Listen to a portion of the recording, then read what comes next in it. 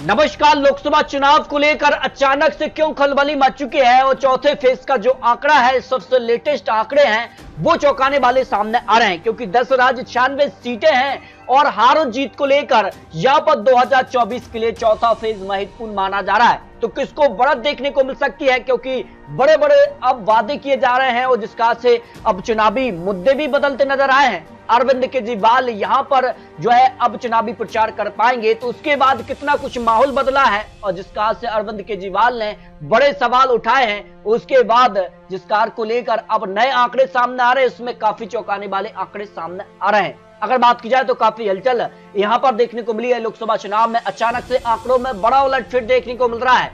तो चौथे फेज की 96 सीटों का क्या गणित सामने आ रहा है। उत्तर प्रदेश की 13, मध्य प्रदेश की 8, महाराष्ट्र की 11, तेलंगाना से 17, आंध्र प्रदेश की 25, उड़ीसा से 4, झारखंड से 4, बिहार से 5, जम्मू कश्मीर की 1 सीट और उड़ीसा में भी यहाँ पर जो है चौथे फेज में वोटिंग होने जा रही है। लेकिन जो चौथे फेज को लेकर सियासी हलचल हुई है, उसके बाद जनता का क्या रुझान सामने आया है। तो 2024 को लेकर चौथा फेज क्यों महत्वपूर्ण माना जा रहा है, क्योंकि आंध्र प्रदेश से 25 लोकसभा सीटें, इसके अलावा तेलंगाना से यहाँ 17 लोकसभा सीटों पर चौथे फेज पर एक साथ ही वोटिंग होने जा रही है और इन राज्यों को लेकर यह माना जा रहा है कि हार और जीत के लिए महत्वपूर्ण राज्य माने जा रहे हैं। तो 2019 में आंध्र प्रदेश में 25 सीटों में से वाईएसआर कांग्रेस पार्टी सबसे बड़ी पार्टी बनी थी, लेकिन इस बार यहां पर इंडिया अलायंस बना है और एनडीए गठबंधन है। उसके बाद कितना कुछ माहौल बदल रहा है। लेकिन बात की जाए तो इंडिया अलायंस में और ना ही एनडीए में वाईएसआर कांग्रेस पार्टी यहां पर सबसे बड़ी पार्टी बन रही है और इस बार किसको सपोर्ट करेगी ये तो चुनावी नतीजों की बात पता चलेगा। लेकिन जिस कार के आंकड़े बन रहे हैं उसमें काफी हलचल दिखाई दे रही है। तो 2 सीटों पर इंडिया गठबंधन और वाईएसआर कांग्रेस पार्टी के पक्ष में 23 सीटों का अनुमान चौथे फेज को लेकर लगाया जा रहा है, जो प्रेडिक्शन यहाँ पर निकल कर सामने आ रहा है। तो सट्टा बाजार के हिसाब से यहाँ पर बात की जाए तेलंगाना की 17 लोकसभा सीटों में 2019 में 9 सीटों पर टेरास ने जीत हासिल की थी, जबकि भारतीय जनता पार्टी को 4 सीटें मिली थी, कांग्रेस पार्टी को 3 सीटें, 1 सीट एआईएम पार्टी के पक्ष में रही थी। लेकिन इस बार तेलंगाना में काफी हलचल हुई है। तेलंगाना में टीआरएस की जगह अब कांग्रेस पार्टी विधानसभा चुनाव जीती है और ये दावा करी कि इस बार तेलंगाना में लोकसभा चुनाव में भी वो एक बड़ी जीत हासिल करने जा रहे हैं। लेकिन आपको बता दें कि तेलंगाना के लिए भारतीय जनता पार्टी के वोट शेयर में भी इजाफा देखने को मिला है। तो क्या भारतीय जनता पार्टी अपनी 4 सीटें बरकरार रख रही है या फिर कुछ सीटों में इजाफा करती नजर आ रही है या फिर गिरावट देखने को मिल रही है। जो अनुमान तेलंगाना की 17 लोकसभा सीटों को लेकर ओपिनियन पोल के आंकड़े हैं, उसमें टीआरएस को 3 सीटें मिल रही है, यानी जबरदस्त नुकसान टीआरएस पार्टी को विधानसभा चुनाव में भी देखने को मिला और लोकसभा चुनाव में भी देखने को मिल रहा है। भारतीय जनता पार्टी अपनी 4 सीटें बरकरार रख सकती है, जो अनुमान सामने आ रहा है, जबकि कांग्रेस पार्टी 9 से 10 सीट है और एआईएम पार्टी यानी अजहरुद्दीन ओवैसी को भी 1 सीट यहां पर मिलती नजर आ रही है, वो अपनी सीट बरकरार रख सकते हैं। जो तेलंगाना की 17 लोकसभा सीटों पर चुनावी विश्लेषण लेटेस्ट आंकड़े सामने आ रहे हैं। भाई बात की जाए उत्तर प्रदेश की 13 सीटों पर, तो 13 सीटों के लेकर जो अनुमान है उसमें 3 सीटों पर इंडिया अलायंस को जीत का अनुमान सामने आ रहा है, जबकि 8 से 10 सीटों पर यहाँ पर एनडीए गठबंधन भारतीय जनता पार्टी को यहाँ पर जीत का अनुमान सामने आ रहा है। लेकिन जिस कारण से सट्टा बाजार ने अपने आंकड़े बदले हैं और ये माना जा रहा है कि उत्तर प्रदेश में भी इस बार काफी कुछ हलचल देखने को मिल रही है, जिस कारण की खबर लेटेस्ट आंकड़े आ रहे हैं और अंदरूनी जो सर्वे है, अंदरूनी जो खबरें हैं, उस लिहाज से यहाँ पर इंडिया अलायंस कई सीटों पर मजबूत नजर आ रही है और अंत में वो सीटें किसके पक्ष में जाएंगी ये काफी महत्वपूर्ण हो जाता है।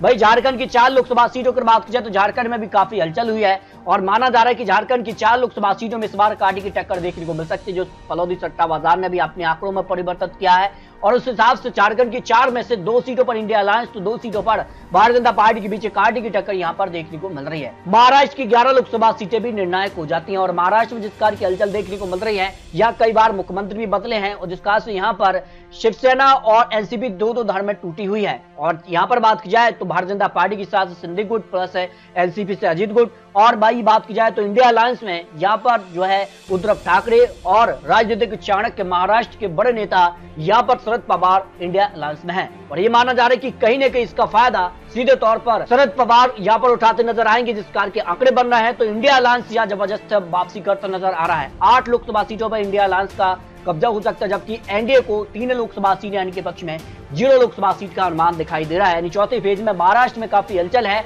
और महाराष्ट्र में आने वाले वक्त में यहाँ विधानसभा चुनाव भी होने हैं, तो उसकी भी रणनीति अभी से तैयार की जा रही है। तो इसको लेकर आपको बता दें कि काफी हलचल महाराष्ट्र में देखने को मिली है।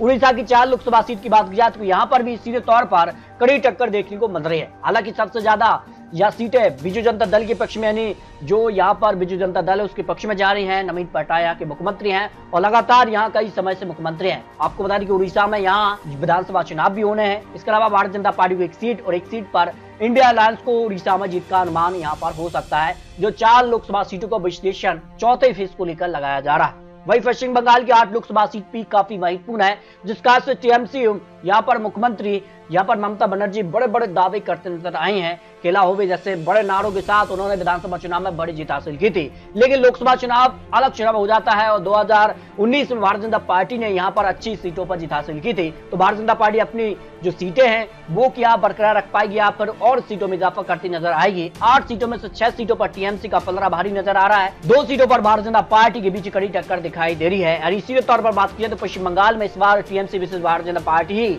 यहाँ पर मुकाबला देखने को मिल सकता है, जो चौथे फेज को लेकर सट्टा बाजार के अपने आंकड़े सामने आ रहे हैं। वही मध्य प्रदेश की अगर बात की तो मध्य प्रदेश में भी काफी हलचल देखने को मिली है। मध्य प्रदेश की लेकर बात की 8 लोकसभा सीटों में से भारतीय जनता पार्टी 5 सीटों पर पलड़ा भारी है। 3 सीटों पर इंडिया अलायंस की कड़ी टक्कर देता नजर आ रहा है। लेकिन माना जा रहा है कि भारतीय जनता पार्टी का पलड़ा 8 सीटों पर भारी हो सकता है। लेकिन जिसका से अंदरूनी तौर पर जो सर्वे हैं, जो जानकार हैं, उनका मानना है कि इस बार वो यहाँ पर लहर और जिस कार की रणनीति बनाई गई थी वो साफ तौर पर यहाँ पर नजर नहीं आई है। क्योंकि विधानसभा चुनाव में जो सक्रियता नजर आई थी मध्य प्रदेश में भारतीय जनता पार्टी के दम पर, तो उन्होंने विधानसभा चुनाव में बड़ी जीत हासिल की थी। लेकिन इस बार वो यहाँ पर उत्साह नजर नहीं आया है, जिस कार की अंदरूनी तौर पर खबर है। लेकिन माना जा रहा है कि भारतीय जनता पार्टी का पलड़ा मध्य प्रदेश की 8 सीटों पर भारी नजर आ रहा है। वही बात की जाए बिहार की 5 लोकसभा सीटें भी इस बार निर्णायक रही हैं और बिहार को लेकर जो अनुमान है, जिस कार की खबर रही है, बिहार में काफी हलचल है। नीतीश कुमार एक बार फिर से एनडीए में आ चुके हैं, तो आरजेडी से तेजस्वी यादव इस बार कई रूप में दिखे हैं। तेजस्वी यादव इस बार प्रधानमंत्री मोदी जी के 2019 और 2014 के जो वादों की टेप रिकॉर्डिंग के साथ यहाँ पर चुनावी प्रचार में उतर गए हैं। तो उसके बाद कितना कुछ माहौल बदल रहा है, जिस कार की हलचल देखने को मिल रही है। तो 2019 के मुकाबले बिहार में इस बार काफी हलचल देखने को मिल रही है।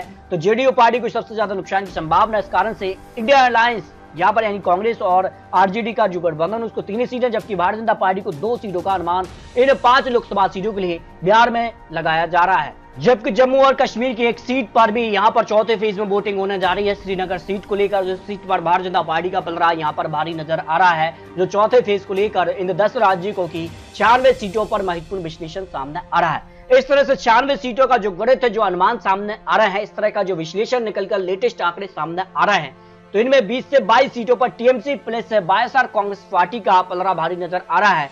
जबकि इंडिया गठबंधन को 32 से 42 सीट का अनुमान है, जबकि भारतीय जनता पार्टी यानी एनडीए को 40 से 45 सीटों का अनुमान इन यहाँ पर 96 सीटों के चौथे फेज को लेकर लगाया जा रहा है। लेकिन आपको बता दें ये तो चुनावी आंकड़े, चुनावी अनुमान है और 96 सीटें काफी महत्वपूर्ण इसलिए भी मानी जा रही हैं क्योंकि लोकसभा चुनाव के लिए यहाँ पर जो है, इसके अलावा अगर बात की जाए तो अब यहाँ पर जो सीटें हैं वो कम रह जाती हैं, केंद्र शासित प्रदेश और अन्य राज्य रह जाते हैं। तो चौथा फेज निर्णायक है और इसमें जिस कार की रणनीति, जिस कार की तैयारियां की गई हैं, उसके बाद जनता का मन किसके पक्ष में जाएगा ये तो जनता ही तय करेगी। तो 96 सीटों का आपको चुनावी विश्लेषण, चुनावी अनुमान आपको दिखाए हैं। फिर भी आपको लगता क्या है, फिर भी आपको क्या लग रहा है चौथे फेज में इन 96 सीटों में से क्या इंडिया अलायंस बढ़त बनाएगा या भारतीय जनता पार्टी चौथे फेज में बनाएगी और 2024 में सरकार बनाने के आंकड़े तक पहुंचेगी? तो इस बार पूर्ण बहुमत 2024 के लिए यानी 543 सीटों पर किसको मिलने जा रहा है, इसको लेकर भी अप्रैल रख सकते हैं। बहुत जल्द आपको महत्वपूर्ण सभी 543 सीटों के भी महत्वपूर्ण विश्लेषण दिखाने जा रहे हैं, तो इसको लेकर अप्रैल रख सकते हैं। और आप देश में किसे बेहतर नेता के तौर पर देखते हैं, इसको लेकर भी अप्रैल रख सकते हैं। मिलते हैं लेटेस्ट और महत्वपूर्ण विश्लेषण के साथ, तब तक ले जय हिंद, जय भारत।